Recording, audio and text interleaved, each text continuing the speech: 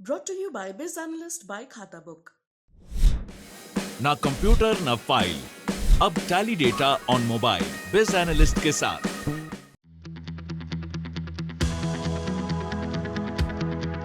कितना प्यारा लग रहा है ना ये हंसता खेलता बच्चा। लेकिन पिछले दिनों इस नन्ही सी जान के साथ क्या कुछ हुआ, उसने क्या कुछ देखा, वो सुन के आपके रोंगटे खड़े हो जाएंगे। अहमदाबाद के 15 महीने के इस बच्चे का नाम है हियान शाह। करीब 7 दिन के लिए इस बच्चे को वेंटिलेटर पर डाला गया। कुल 18 दिन तक बच्चा अस्पताल में रहा। लेकिन आखिर हियान के साथ हुआ क्या? हियान के माता पिता उस रात सकते में पड़ गए जब बच्चे को अचानक सांस लेने में दिक्कत होने लगी, दूध पीने में दिक्कत होने लगी, उसके बदन का रंग बदलने लगा और फिर काफी सारे ऑर्गन्स फेल होने को आए और बच्चे ऑलमोस्ट उसको सीजर्स आ गए। उसके बाद बच्चा कोमेटोज हो गया।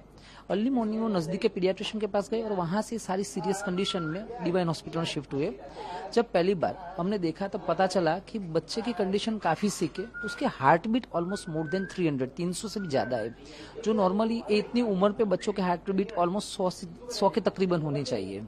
दूसरी चीज जब उसका इको और सोनोग्राफी ऊपर आईसीयू में लेके किया गया तब पता चला कि हार्ट का पंपिंग ऑलमोस्ट 5% से भी कम है और खून का सर्कुलेशन ऑलमोस्ट बंद हो गया है। फेफड़े पे काफी सूजन है, वो ब्रीथ करने में उसको डिफिकल्टी हो रही है। बच्चा कोमेटोस कंडीशन में, उसको 6 एपिसोड सीजर टूट आ गए, 6 बार कन्वर्शन आ गए, प्लस लीवर किडनी जैसे मेन ऑर्गन भी फेल हो चुके। उससे ब्लड इन्वेस्टिगेशन मिला कि उसको बहुत सारा इन्फेक्शन भी है। देन आफ्टर वाइल ट्रीटमेंट हमने स्टार्ट किया, बच्चे को वेंटिलेटर का सपोर्ट चालू किया, हार्ट को पंपिंग मजबूत करने की 4 दवाई चालू की। उसके इर्द में जिसको हार्ट बीट कांस्टेंट एबनॉर्मल हो रहे थे, जो ऑलमोस्ट 60, 70, 80, 100, 300, 250 ऐसे फ्लक्चुएट हो रहे हो, उसको कंट्रोल करने के लिए भी 4 प्रकार के अलग अलग कांस्टेंट इंजेक्शन स्टार्ट किए। लीवर को, फेफड़े को और किडनी को मजबूत करने की दवाई स्टार्ट की। साथ में वेंटिलेटर सपोर्ट कंटिन्यू किया और एंटीबायोटिक स्टार्ट की ताकि उसका इन्फेक्शन कंट्रोल हो पाए। इसके आगे जो हुआ उसने सबके होश उड़ा दिए। बच्चे की हृदय गति यानी हार्ट बीट पूरी तरह बंद पड़ गई। सब डॉक्टर्स सन्न रह गए और ऐसा सिर्फ एक बार नहीं हुआ। इसके बाद बच्चे को 6 बार इलेक्ट्रिक शॉक दिए गए। वो कि बच्चे का heart beat almost within 2 hours completely stop हो गया। देन आफ्टर चैलेंज था कि उसको रीस्टार्ट करे with such low heart beats. तो पंपिंग करके ऑलमोस्ट 20-25 मिनट तक उसको रीस्टार्ट किया गया। Again after 8 hours it got stop, तो बंद हो गया। फिर से पंपिंग करके चालू किया और ऑलमोस्ट 38 आवर्स लाइफ पे फिर से बंद हो गया। सो फिर अगेन 20 मिनट्स का पंपिंग करके स्टार्ट किया गया। At the time same 48 hours के अंदर बच्चे के हार्ट बीट 6 बार काफी रेगुलर हो गया। तो इसके लिए बच्चे को 6 बार हार्ट के ऊपर इलेक्ट्रिक करंट दिया गया और उसको रिवाइव किया गया और नॉर्मल किया गया। और ये सारी चीजें ऑलमोस्ट 7 दिन तक चली और 7 दिन में हमको पॉजिटिव रिकवरी दिखी कि उसका हार्ट बीट नॉर्मल हो रहा है, उसका पंपिंग बेहतर हो रहा है, लंग्स, किडनी, लिवर काफी बेहतर है, उसका वेंटिलेटर का सपोर्ट कम हो रहा है, बच्चे की खींच नहीं आ रही, बच्चे का ऑलमोस्ट ब्रेन नॉर्मल हो रहा है। उसके बाद बच्चे को वेंटिलेटर से निकाला गया, दवाई थोड़ी कम की गई और धीरे धीरे ऑलमोस्ट 18 डेज के हार्डवर्क के बाद, 18 दिन के हार्डवर्क के बाद बच्चे को आराम से डिस्चार्ज किया गया।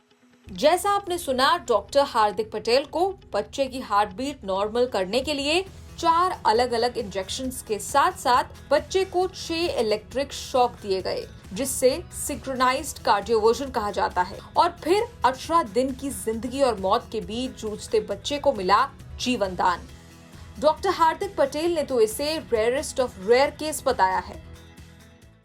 अभी जो ये केसेस हम देखते हैं, ऐसे केसेस में यूजुअली बच्चे जो होते हैं घर पे एक्सपायर हो जाते हैं, या तो कभी कभी हॉस्पिटल में ट्रीटमेंट दरमियान 99% बच्चे एक्सपायर हो जाते हैं। और जो बच्चे बचते जो 1 to 2%, उसमें भी फिजिकल मतलब शारीरिक और मानसिक खोड़खापन रह जाती है और पूरी लाइफ ऐसे ही चलती है।